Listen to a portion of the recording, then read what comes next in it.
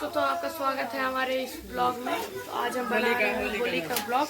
तो इसमें हम आज आपको दिखाएंगे कि क्या क्या होली में बनता है हमारे घर में।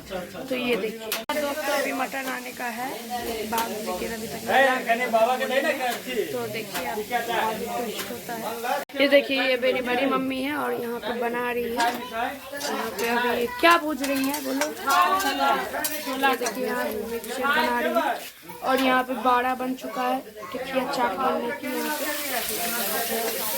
और ये देखिए यहाँ पे मसाला मसाला सब बन चुका है। ये मेरी वीडियो है यहाँ पे। ये मेरी चाची है यहाँ पे, देखिए हेल्प कर रही है यहाँ पे सबका।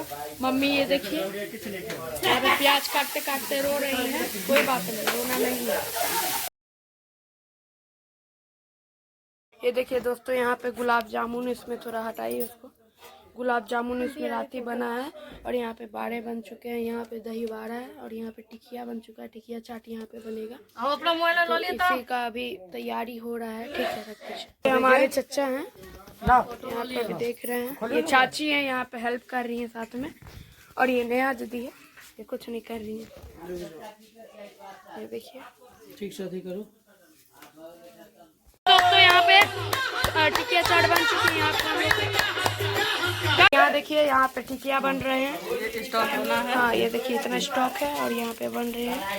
ये बहुत बढ़िया से बनेंगी। और ये हमारे मामा, कहाँ बैठ रहा है? ये देखिए, ये बड़ी मम्मी और यहाँ पे बन रहे हैं। देखिए